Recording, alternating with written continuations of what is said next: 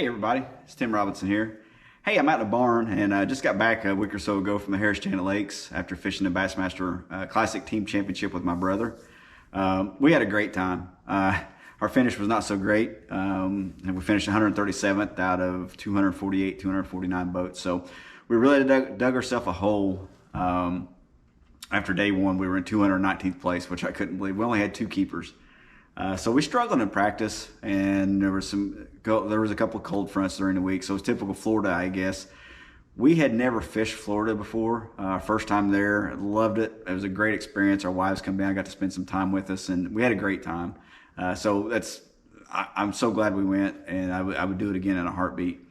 But a couple of takeaways on the fishing and where I think we went wrong is.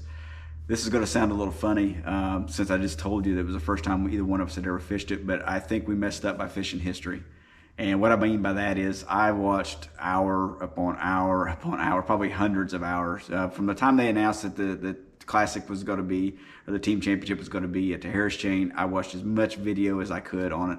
Some of the guys that I watched and the spots that they were fishing, I could tell you when I got there like I'd been there before. And we spent a lot of time on practice, and I really think that me watching those and fishing those spots is like fishing history. And I'm trying to catch fish that were there 2 years, 3 years, 4 years, 5 years ago, whatever. We caught a few fish in those spots. We found the spots. There were some of them are community holes, so there was a lot of boats on them. But we really didn't catch enough there to keep us going back, and the fish weren't there, at least from what we saw. Our best practice was on Sunday before the tournament. The tournament started on a Wednesday, and we caught several fish on some boat docks in Dora and some other places in Dora, but there just wasn't nothing of any real size. The tournament, I've not seen the footage yet, but the tournament was end up won, and not just won by a little bit, but these guys, the father and son team that won a tournament, and then the son that won the overall tournament, I think they caught him in Carlton.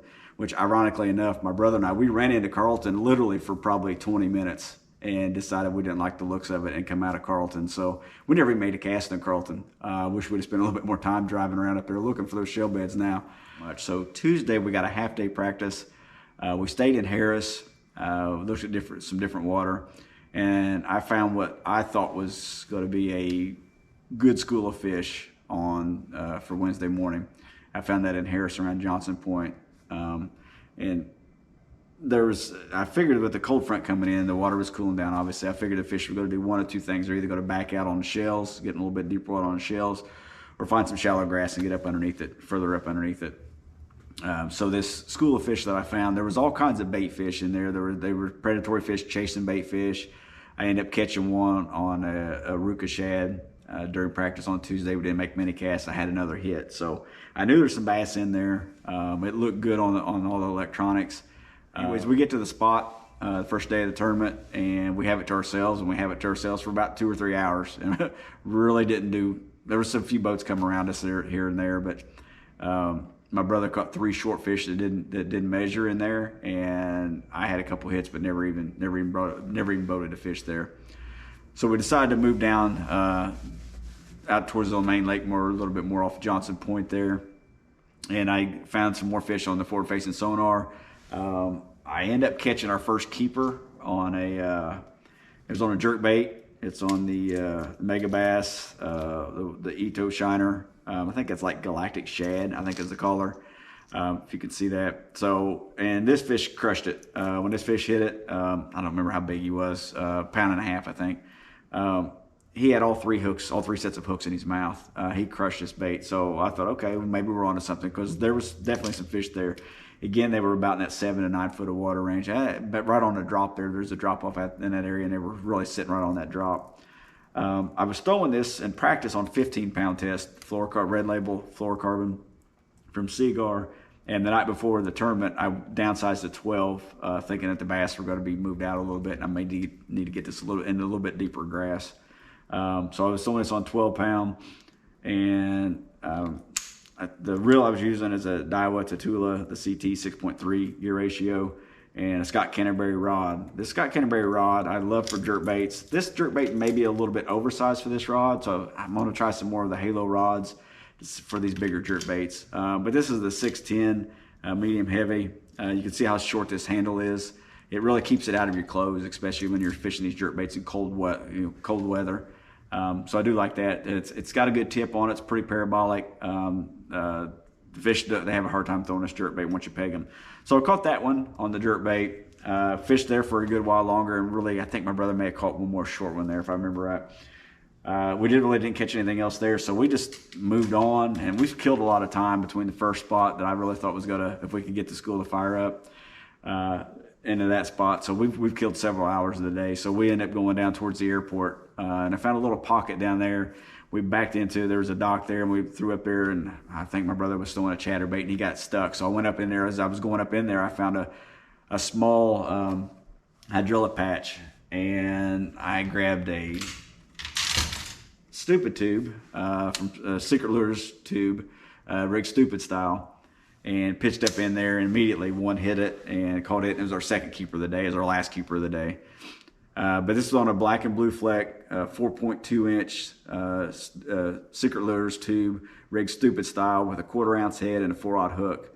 And if you don't know anything about the stupid tube, I've done a video on how to rig these. It's a different rigging method. You can see that the lead is up inside here. This tube falls a little bit different, erratic. It probably gives them something they haven't seen before, and then you just kind of expose the hook. A couple tips I'll give you on this. Actually, probably 2 or 3 tips. Whenever you rig it just like this, there's a lot of plastic you have to bring that hook through. So your hook up to landing ratio, if you don't drive the hook in there, can be a little, I've had some issues with it. So I went to a heavy action rod, and I either do 7.2 or 7.5. This day I was using a 7.2. So what I was using is it's a Halo rod again. All my rods are Halo. It's a Halo KS2, 7'2" heavy action. So I was using it, and and a couple more tips I'll give you. When I rig these, if you'll see this, I don't know how well this camera can pick this up, but I slit the bottom of this with scissors, right where that hook's got to go. So now, instead of driving this hook through 2 things, the bottom and top of plastic, I'm only driving it through the top part.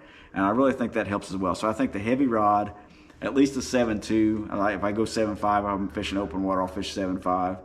I think that helps my hook up to landing ratio. And then the other thing I've done a video on is I always put bait fuel, soak the tubes in bait fuel, and then when I'm rigging it, I'll lubricate the lead head on the jig head to help it slide inside that tube easier. And I really think that helps a lot. So the bait fuel is multi-purpose when it comes to stupid tubes. It's the fish attractant and also a lubricant to help rig it easier. So 15-pound Red Label Seaguar on this one, and 6.3 to 1 gear ratio Daiwa Tatula CT reel. So 2 of our keepers throughout the 2 days that come on the stupid tube.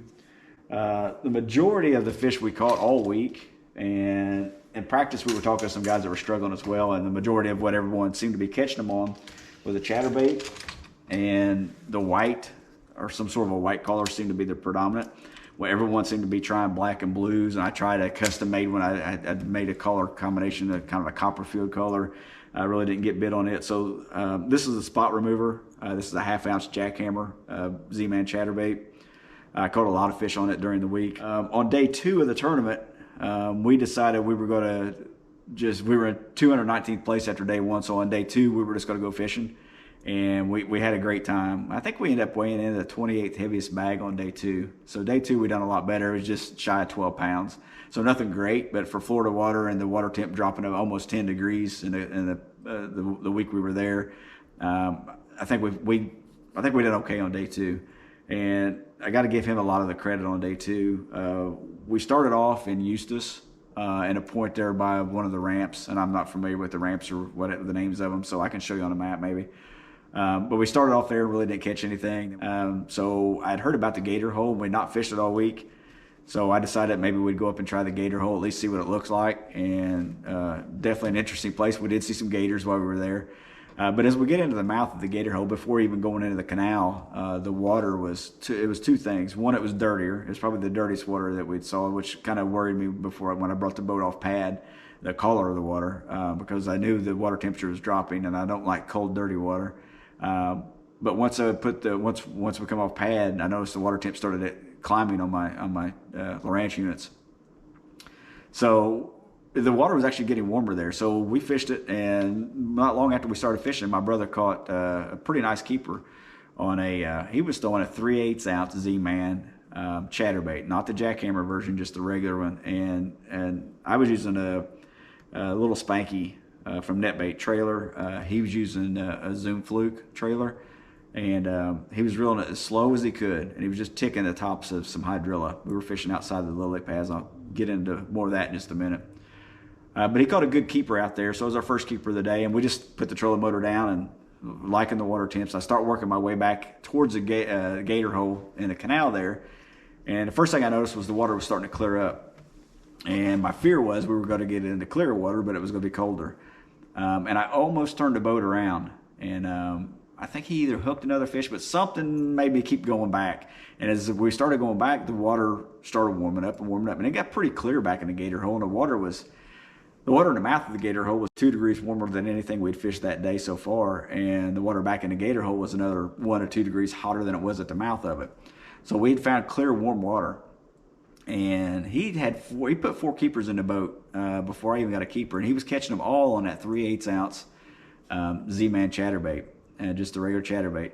And looking back on it, this is a 1/2 ounce. He was throwing a 3/8.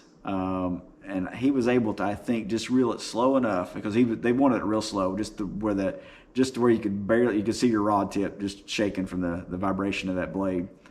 And what we figured out, and he kind of keyed in on this as well. They were not in the lily pads back there. The whole place is lined with lily pads, and there was a couple boats come in on us, and they would fish. They were pitching the pads, and they were not catching them. We did catch one out of flipping the pads, but everything pretty much come on the outside of the pads. There was some hydrilla that you couldn't see, but it was, underwater. It was down at 3, 4, 5 foot underwater, the tops of it there.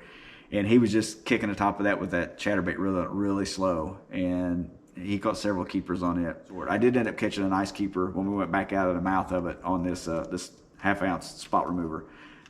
So it was another one. So I think we caught 8 or 9 keepers that day, and they all come on a chatterbait of some sort. Except for one caught on the Carolina rig as I was reeling it to the boat. Caught another one on the Stupid 2 from Secret Lures. And I think he may have caught one on the Wacky rig at that point. Harris Chain is a beautiful place. I'd highly recommend it to anyone to go look at it. The Dora Canal, it's all just different than anything we're used to. So it was a great experience. So now that I'm out here in the barn, we're back. I'm going to start stripping some line off some reels and get some of these reels sent down to Dominator Reel Tuning. Get him sent down to Sam down there in Lancaster, Kentucky. Let him start doing some of his magic on cleaning these things up and some bearing exchanges and what have you. So if you got any questions or comments or anything, if you've never been to Harris Chain, if you got any questions, we spent several days down there. Reach out to me. If you have any questions on the video, please reach out to me. And one thing I want to ask is, if anybody has any ideas or suggestions, if you can see that, I was using medical tape this year. I started, and it worked okay, so I may do it again next year, but just trying to keep track of what line I got on here, not only what size line, but when was it changed out, and this and that and the other. Because, once you get so many rods and reels, and the older you get, like myself, it's hard to keep track of that anymore. So if you got any ideas, there's some stickers out there. I've tried a few stickers. They tend to fall off or whatever. So the medical tape seemed to work this year. I'll keep doing it next year unless anybody has any other suggestions. So thanks a lot for watching the video. Like I said, if you have any questions or comments or anything, please reach out to me. And I want to thank everyone for your support this year. Thanks for following along. And I'm looking forward to next year. I'm going to fish a lot of the ABAs down in Tennessee and Alabama, and we'll do some USA bass and stuff locally around here and hit Pickwick and what have you. So I'm looking forward to getting started next year. So thank you guys, and take care.